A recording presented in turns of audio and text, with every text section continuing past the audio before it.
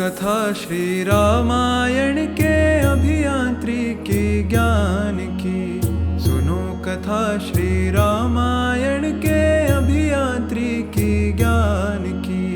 वाल्मीकि के लिखे हुए इस प्राचीन विज्ञान की। आओ इसको हम पढ़ाएं, विश्व गुरु भारत को बनाएं। रखे सहेज धरोहर को, ज्ञान भी दे संसार को। कथा है ये श्री रामायण के अभियांत्रिकी ज्ञान की। अभियांत्रिकी ज्ञान की, अभियांत्रिकी ज्ञान की। नमस्कार, जय गणेश, जय श्री राम। अब हम बात करेंगे वाल्मीकि रामायण में ग्लोबल पोजीशनिंग सिस्टम जीपीएस अर्थात वैश्विक स्थान निर्धारण प्रणाली। इस प्रकार पूर्व की ओर वानरों की एक बड़ी सेना स्थापित करने के बाद सुग्रीव केवल चयनित वानरों को, जो अच्छी तरह से परखे हुए थे, दक्षिण की ओर भेजते हैं। अग्नि के पुत्र नील, कपिवर हनुमान, ब्रह्मा के महान बलिदानी पुत्र जाम्बुवान, सुहोत्र, शररी, शार्गुल्म, गज, गवाक्ष, गवय, सुषेण प्रथम, वृषभ, मेंद, द्विद, सुषेण द्वितीय, गंधमादन, हुताशन के दो पुत्र उल्कामुख और अनंग। इसके अलावा अंगद आदि प्रधान वानरों को, जो महान गति और कौशल से संपन्न थे, उन्हें विशेष रूप से वानरराज सुग्रीव दक्षिण जाने की आज्ञा देते हैं। सुषेण दो थे, एक तारा के पिता और दूसरे भिन्न युद्धपति थे। महान शक्तिशाली अंगद को उन सभी वानर वीरों का प्रमुख बनाया गया और उन्हें दक्षिण दिशा में सीता जी की खोज करने का कार्य सौंपा गया। ये इसलिए भी कि जटायु द्वारा यह ज्ञात हुआ था कि रावण सीता जी को लेकर दक्षिण दिशा में गए, इसलिए दक्षिण दिशा में जो भी टीम भेजी गई उसमें ये सभी अनुभवी लोगों का समावेश किया गया था। कपिराज सुग्रीव ने उन्हें कुछ ऐसे स्थानों से भी परिचित कराया जो उस दिशा में अत्यंत दुर्गम थे। उसने कहा, वानरों, आप लोग विभिन्न वृक्षों और लताओं से सुशोभित 1000 चींटियों वाला विंध्य पर्वत।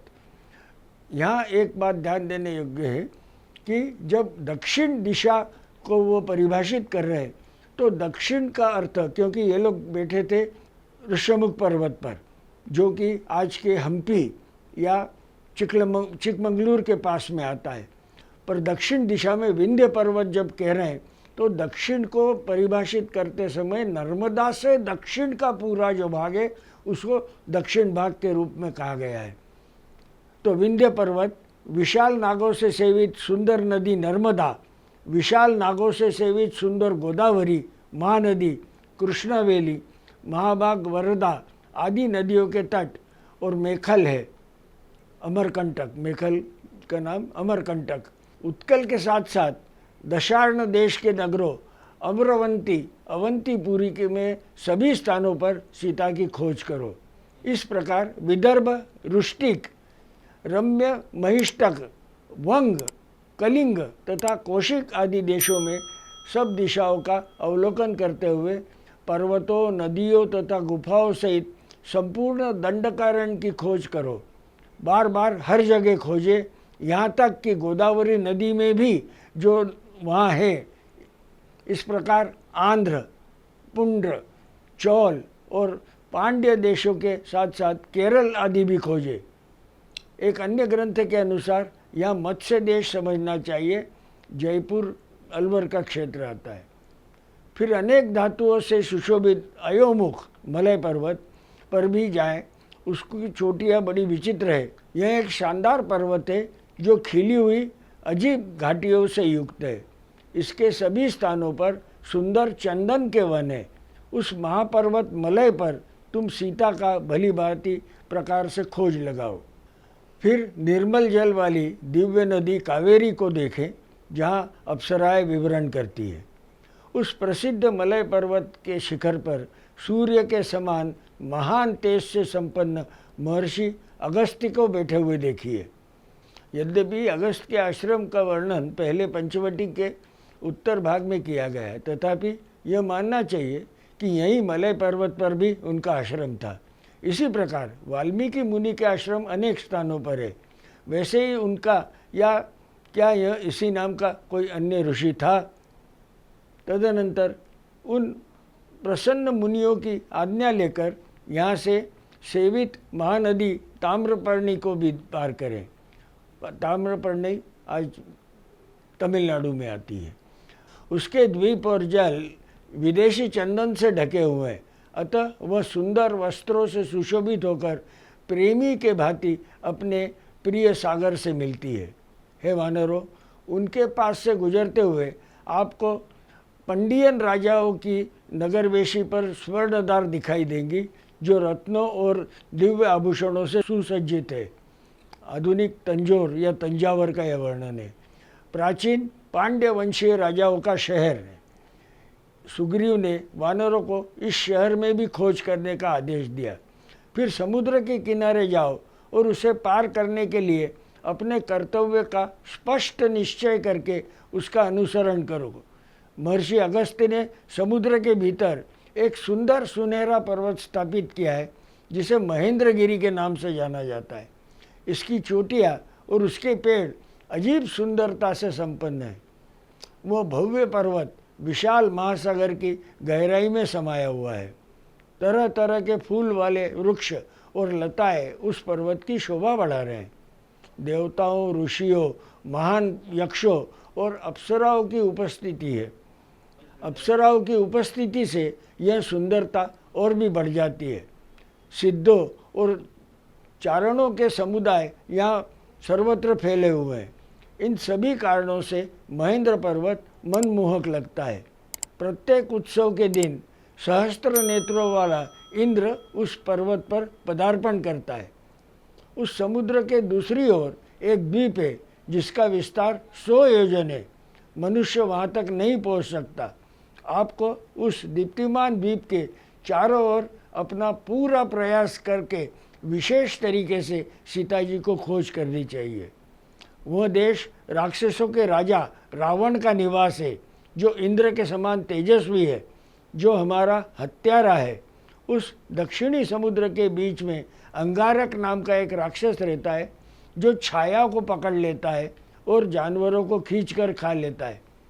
उस लंका द्वीप के सभी संदिग्ध स्थानों की इस प्रकार जांच करें कि आप उन्हें संदेह से परे पा सके, और केवल तभी जब आपके मन में संदेह पूरी तरह से दूर हो जाए, लंका द्वीप के पार भी आगे बढ़े और अमित तेजस्वी महाराज की पत्नी का पता लगाए। लंका को पार करने के बाद 100 योजन चौड़े समुद्र में पुष्पितक नामक एक पर्वत है, जो परम सौंदर्य से संपन्न है। यह चंद्रमा और सूर्य के समान चमकीला है और समुद्र के पानी में गहराई तक प्रवेश करता है और अपने विस्तृत शिखरों से आकाश को सुशोभित करता है। उस पर्वत का एक स्वर्ण शिखर है, जिसका सेवन प्रतिदिन सूर्य देव करते हैं। इस प्रकार इसमें एक चांदी जैसी सफ़ेद शिखर है, जिसे चंद्रमा द्वारा भस्म कर दिया जाता है। कृतज्ञ, घृणित तथा नास्तिक मनुष्य उस पर्वत पर शिखर को नहीं देख सक पाते। संभवतः यह मालदीव का वर्णन है। वानरों, तुम्हें उस पर्वत को प्रणाम करना चाहिए और वहाँ सब ओर से सीता जी की खोज करनी चाहिए।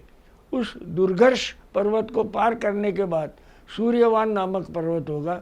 इसका मार्ग अत्यंत कठिन है और यह पुष्पितक से 14 योजन दूर है। जब तुम लोग सूर्यवन के पार आगे बढ़ोगे तो तुम्हें वैद्ययुत नामक पर्वत मिलेगा। वहाँ के पेड़ वांछनीय फलों से भरे हुए हैं और सभी मौसमों में सुंदरता प्रदान करते हैं। वानरों, तुम उस सुशोभित वैद्युत पर्वत पर अच्छे फल खाने योग्य मधु पीते हुए आगे बढ़ो। फिर कुंजर नाम का पर्वत होगा, जो नेत्रों और मन को अत्यंत प्रिय है। इस पर विश्वकर्मा द्वारा निर्मित महर्षि अगस्त्य का सुंदर भवन है। कुंजर पर्वत पर स्थित महर्षि अगस्त्य का दिव्य भवन सोने तथा अनेक प्रकार के रत्नों से सुशोभित है। इसकी चौड़ाई 1 योजन और ऊंचाई 10 योजन है। उसी पर्वत पर नागों द्वारा बसाई हुई एक नगरी है जिसका नाम भोगवती है। यह पाताल लोक में भोगवती पुरी से भिन्न है। यह पूर्ण दुर्जय है। इसकी सड़कें बहुत चौड़ी और बड़ी है। वहाँ हर तरफ से सुरक्षित है। वह तेज जबड़ों वाला भयंकर विषैले सांपों द्वारा संरक्षित है। उस भोगवतीपुरी में महाभयंकर सर्पराज वासुकी निवास करते हैं। वे कई रूप धारण कर सकते हैं और योग शक्ति से दोनों भोगवतीपुरियों में एक साथ रह सकते हैं। आपको विशेष रूप से उस भोगवतीपुरी में प्रवेश करना चाहिए और वहाँ सीता जी की खोज करना चाहिए। पुरी में उन गुप्त और अबाधित स्थानों को सबसे अधिक खोजा जाना चाहिए। उस क्षेत्र को पार करने के बाद तुम्हें ऋषभ नामक पर्वत मिलेगा। वह भव्य ऋषभ पर्वत रत्नों से परिपूर्ण है। वहाँ गोशीर्षक, पद्मक, हरिश्याम आदि नामों से दिव्य चंदन उगता है। वह चंदन अग्नि के समान जलता रहता है। उस चंदन को देखकर कभी भी उसे छूना नहीं चाहिए, क्योंकि रोहित नामक गंधर्व उस वन की रक्षा करता है। वहाँ सूर्य के समान चमकने वाले 5 गंधर्व रहते हैं। उनके नाम शैलुष, ग्रामणी, शिक्षा, शीघ्र, शुक और बभ्रू है। उस ऋषिभा के आगे पृथ्वी की अंतिम सीमा पर सूर्य, चंद्रमा और अग्नि के समान पुण्य कर्म के तेजस्वी पुरुष का निवास है। अतः वहाँ केवल दुर्घर्ष, स्वर्ग विजयी, स्वर्ग के अधिकारी पुरुष ही निवास करते। उससे आगे अत्यंत भयानक पितृलोक है। आप लोगों को वहाँ नहीं जाना चाहिए। यह भूमि यमराज की राजधानी है जो घोर अंधकार से घिरी है। वीर वानरों, तो तुम्हें जाना होगा, उस सुदूर दक्षिण को खोजना होगा। उसके पार पहुंचना असंभव है, क्योंकि यहाँ गतिशाली जानवरों की आवाजाही नहीं होती। ये वर्णन दक्षिण ध्रुव का है। इन सभी स्थानों की सावधानी पूर्वक सुरक्षा की जानी चाहिए और जो भी स्थान घूमने लायक पाया जाए उसे वैदेही द्वारा संबोधित किया जाना चाहिए, जिसके बाद आप सभी को वापस आना चाहिए। जो 1 महीना पूरा होने पर सबसे पहले यहाँ आकर कहता है कि मैंने सीता को देखा, वह मेरे समान वैभव से युक्त होगा, भोजन का सुख भोगेगा और सुख से विचरण करेगा। उससे ज़्यादा प्रिय मुझे कोई नहीं होगा। वह मुझे प्राणों से भी अधिक प्रिय होगा और अनेक बार नाराज होने पर भी वह मेरा भाई ही रहेगा। आप सभी में अनंत बल एवं पराक्रम है। आपका जन्म एक कुलीन परिवार में हुआ है। जिस प्रकार राजकुमारी सीता को संबोधित किया जा सके, उसी प्रकार उच्च कोटि पुरुषार्थ का प्रारंभ करें। जय श्री राम।